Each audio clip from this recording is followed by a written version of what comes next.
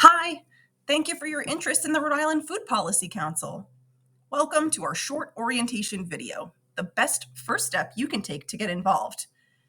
I'm Allison, our communications manager, and I'll be talking you through what you're seeing on screen over the next few minutes.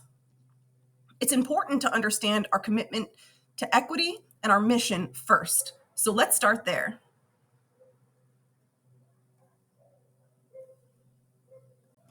Food is a universal language. It's how we share our culture and nourish the ones we love. It's comfort, it's connection, it's creativity. But it can also be a place where people and communities experience social, cultural, economic, and environmental injustice. Where access to good, healthy, affordable food is not available for everyone. Where the environmental impact takes a backseat to productivity. Where the dignity of work and workers is not valued or respected. Food has the potential to be a source of health and wellness, of nourishment and comfort. We have to come together to create a just food system for everyone. A food system that provides equal access regardless of means.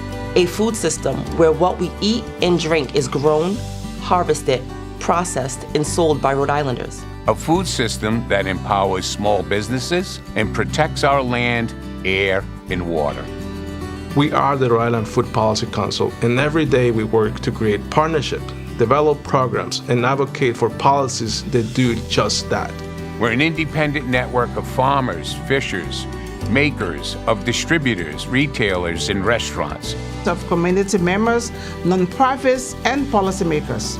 We come together to promote a more equitable, economically vibrant, and environmentally sustainable food system in Rhode Island. Together, we can ensure everyone has a seat at Rhode Island's table.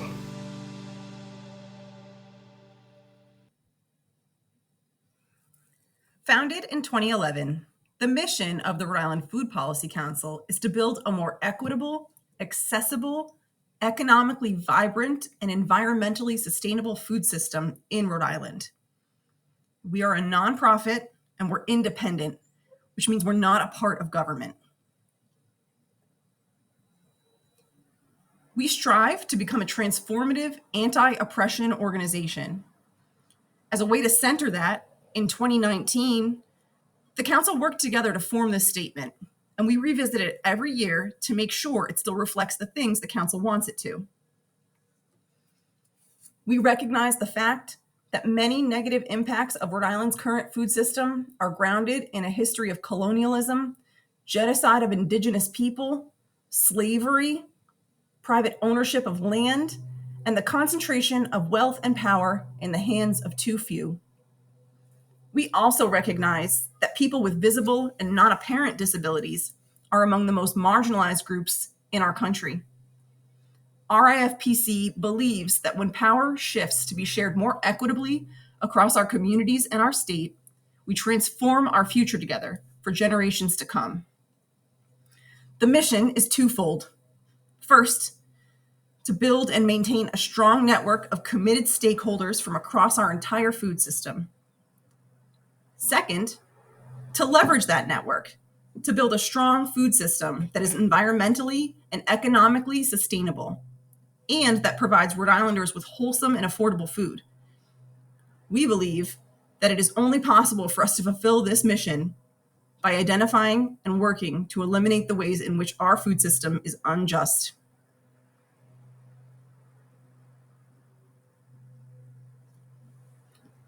Unlike many other food policy councils throughout the country, we don't have dedicated seats for any particular organizations or businesses. Instead, council members volunteer as individuals. And yes, sometimes there is overlap.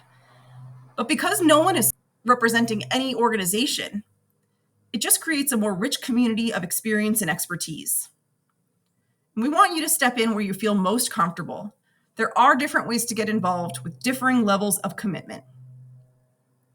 There are also some annual events that we hope everyone participates in.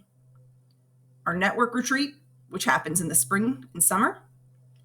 The policy retreat, which happens in late summer, early fall. And our advocacy day, which happens in winter, early spring. We also host lots of educational and social events, and we encourage everyone to join these too.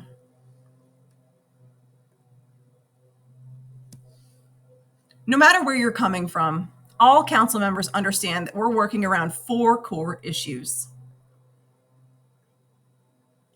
food access and nutrition, focused on building equitable, culturally relevant solutions to food and nutrition access problems;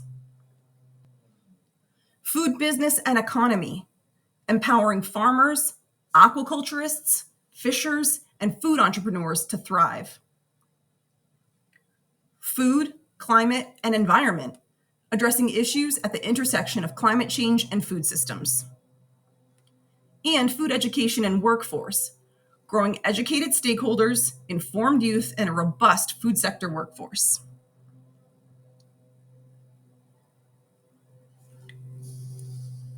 This is a visual that will help explain how RIFPC is organized. When we say the network, it simply means everyone we work with and for, and it's always growing and changing.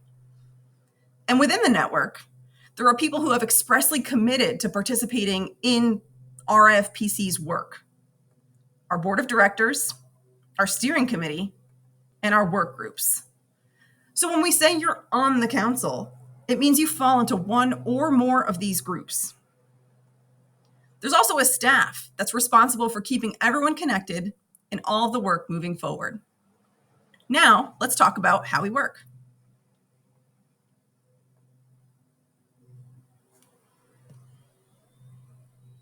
We coordinate and collaborate with diverse people from all sectors, supporting farms, fisheries, and food businesses, and working to improve and conserve our land, air, and water. And like many other food policy councils, we work across 3 big buckets. We do projects that fill critical gaps: food access programs, business support programs, educational programming, fundraising, technical support, and more.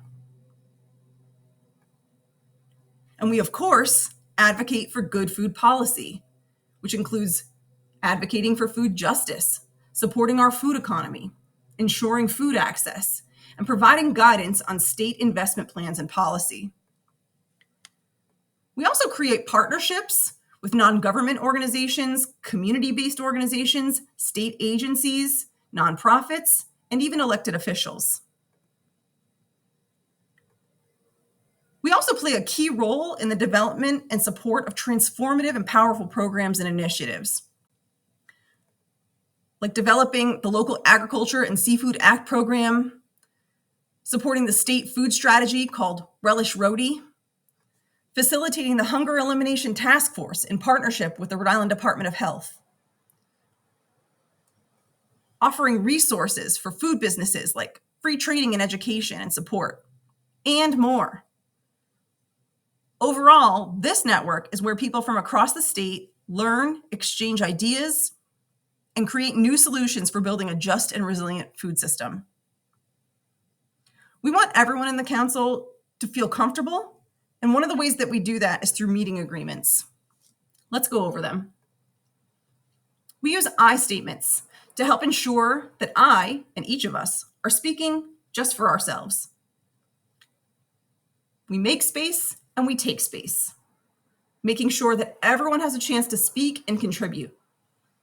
So if you're a person that tends to speak up a bit more, we ask that you make space for others to speak. And if you tend to speak up less, we really hope you'll take up some talking space. Confidentiality. We hope to get to know each other and share a bit about ourselves during every call or meeting. And we want to respect that what is shared stays in this space. We use both and thinking. So rather than simplifying complicated questions or realities into an either or, this agreement asks that we work to embrace that more than one thing can be true, which means allowing for multiple and creative possibilities that may not seem immediately apparent, and encourages us to slow down as a way to challenge the urgency that is deeply embedded in white supremacy culture. It's also okay to disagree, which is pretty straightforward. We just want to make space for disagreement and differing opinions. Impact matters more than intent. Part of building a culture where it's okay to disagree is also about how we recognize ouches. This agreement is about trusting that everyone is here with the best intentions while also recognizing that the impact of our words and actions is what matters. We want to build a space in which each of us can name the impact or the ouch that may occur, and then the person who may have caused the ouch, regardless of intentions, can take responsibility for the impact.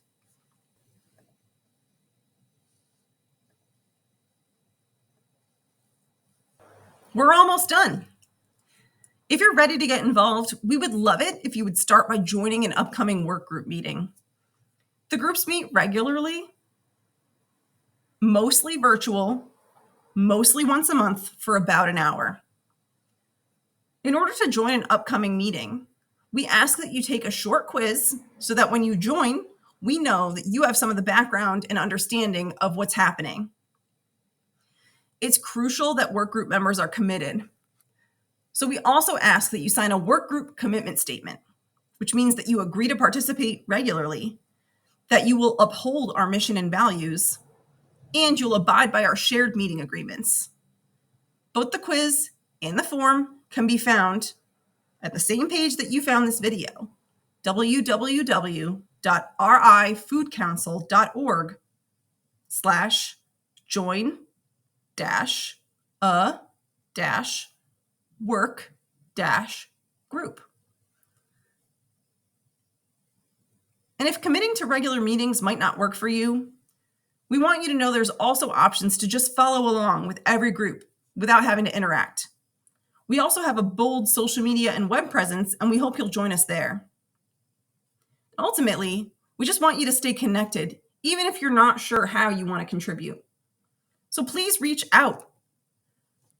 The staff is here to support the mission of this organization, and you're a part of that.